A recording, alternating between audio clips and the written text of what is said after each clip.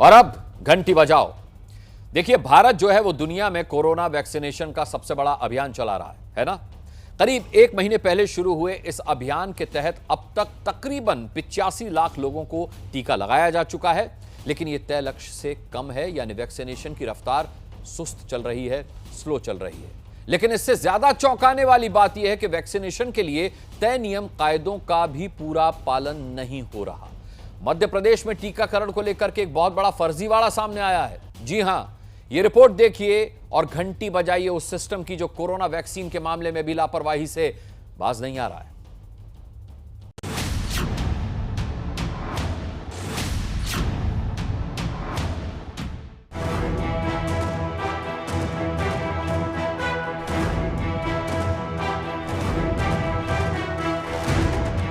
इस लिस्ट को गौर से देखिए। ये उन लोगों के नाम हैं जिन्हें कोरोना का टीका लगाया जाना है। मध्य प्रदेश के आगर मालवा नगर पालिका की इस लिस्ट में ढेर सारे नाम हैं। नियम के मुताबिक जितने नाम हैं उतने ही फोन नंबर भी होने चाहिए, लेकिन अब आप लिस्ट को देखना शुरू कीजिए।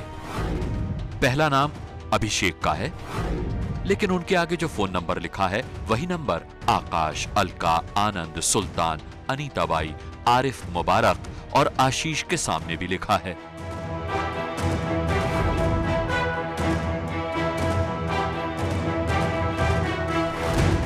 लिस्ट में इस पेज में कुल 42 नाम हैं, जिनमें से 35 का मोबाइल नंबर एक ही है।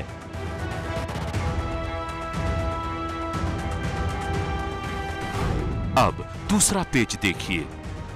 यहां भी ऊपर से नीचे तक नाम बदल रहे हैं, लेकिन मोबाइल नंबर एक ही है।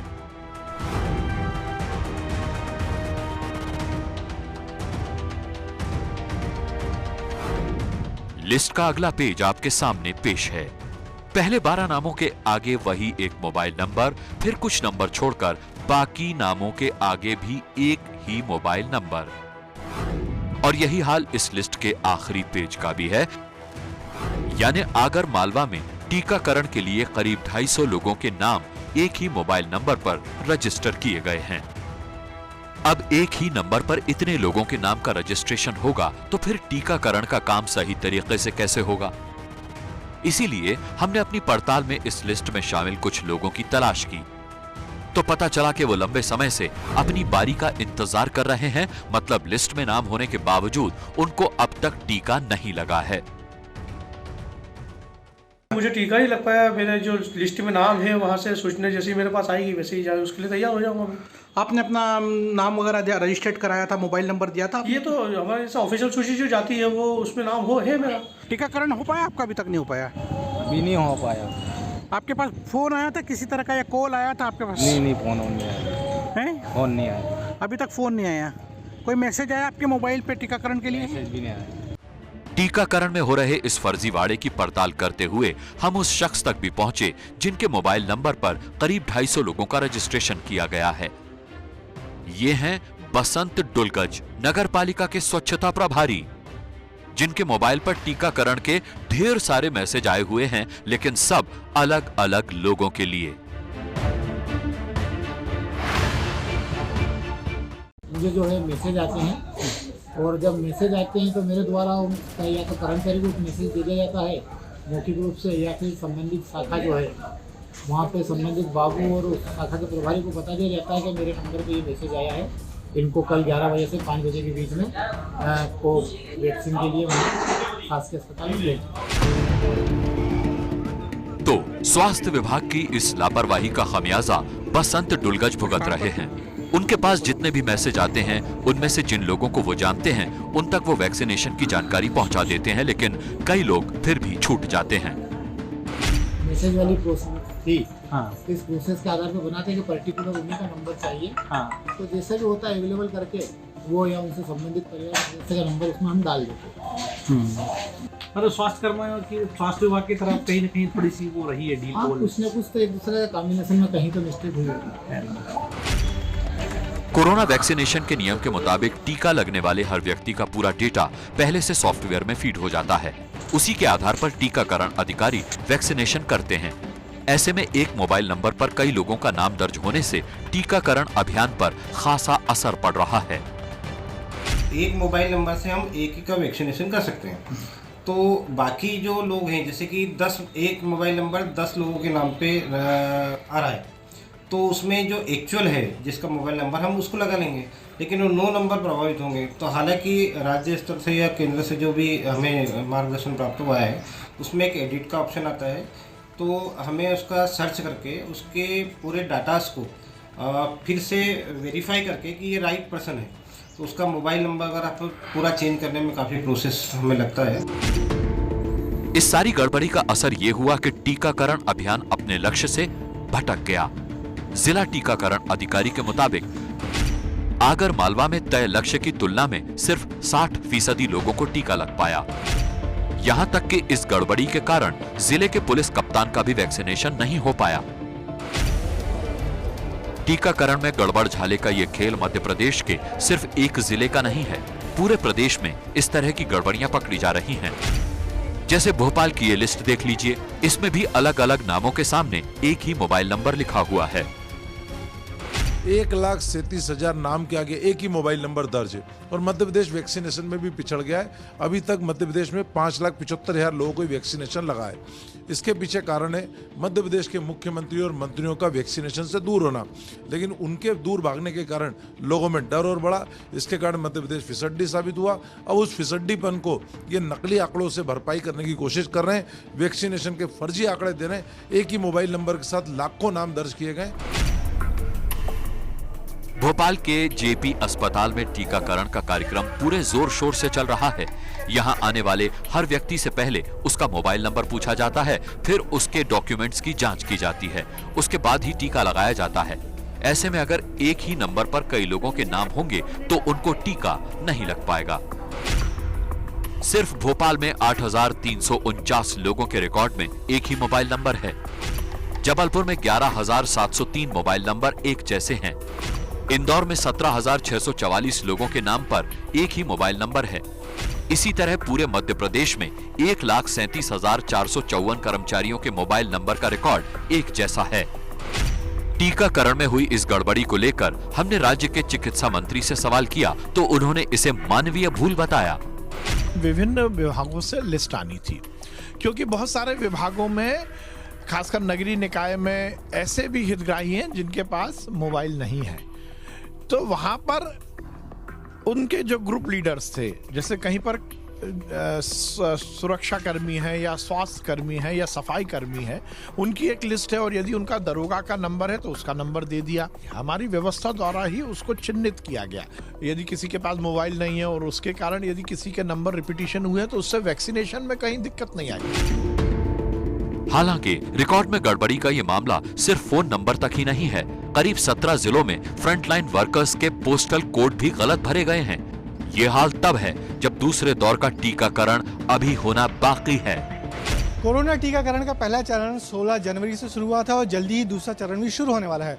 लेकिन मध्य प्रदेश में जो पहले चरण के परिणाम आए हैं वो चौंकाने वाले हैं। और जिस तरीके से 1 लाख से ज़्यादा टीका लगवाने वालों के मोबाइल नंबर सामने आए, उससे पता लगा कि सिर्फ अभियान को तेज चलाने के नाम पर किस तरीके की बड़ी लापरवाही की गई है। इससे इस पूरे अभियान को गहरा धक्का लगा है। Brajesh Rajput, ABP news, Bhopal. System की लापरवाही की सजा कौन भुगतता है? हमेशा वो भुगतते हैं जिनकी कोई गलती नहीं होती है ना। महाराष्ट्र में करीबन 250 शिक्षकों के साथ बिल्कुल ऐसा ही हुआ। पहले उनका चयन हो गया बीएमसी के स्कूलों में पढ़ाने के लिए और फिर बीएमसी ने कह दिया कि वो स्कूलों में पढ़ाने के लिए योग्य नहीं है। क्यों? क्योंकि उनकी प्राइमरी शिक्षा मराठी में हुई है।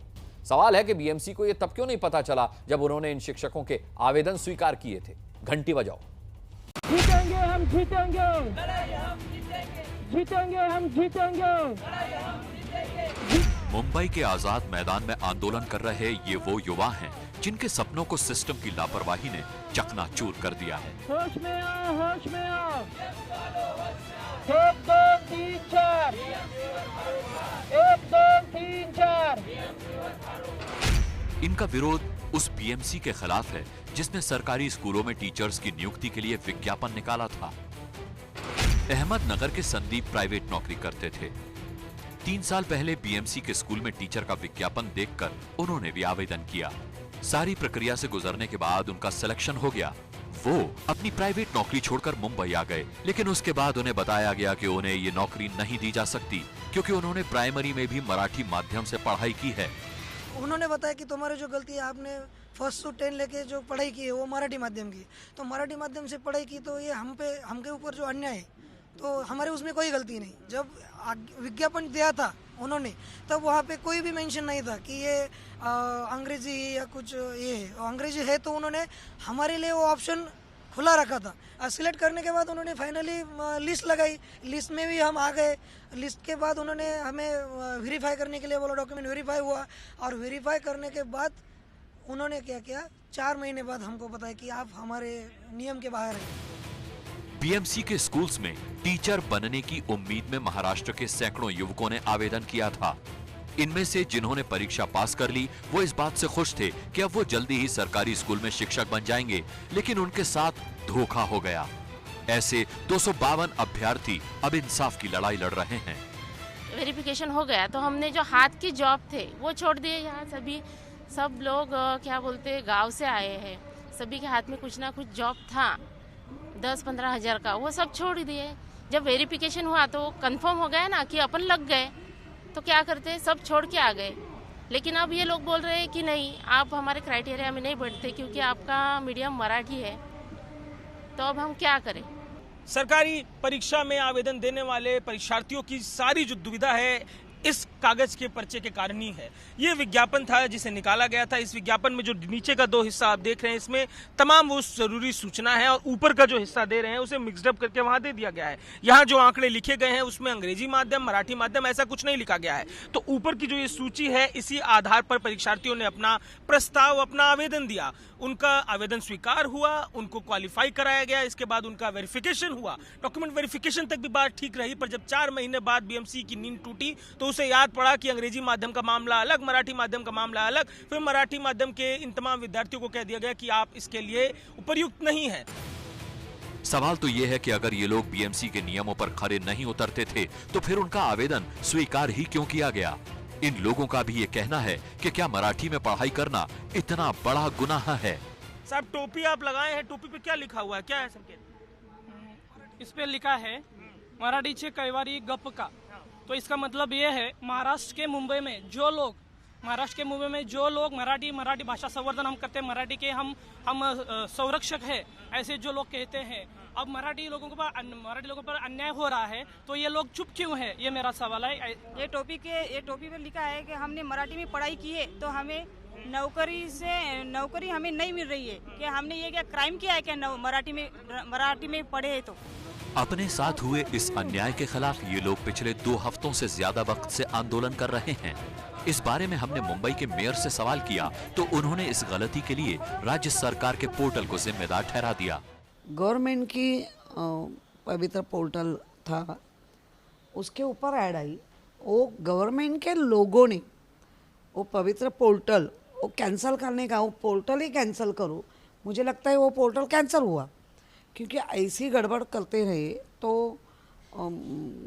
अच्छी बात नहीं करके उसके ऊपर भी कुछ तो हुआ है। हालांकि मेयर की तरफ से ये भरोसा भी दिलाया गया कि चुने गए अभ्यर्थियों के लिए कोई रास्ता निकालने की कोशिश की जाएगी, लेकिन अगर ऐसा नहीं हो पाया तो इतने लोगों का भविष्य खराब करने की जिम्मेदारी किसकी होगी?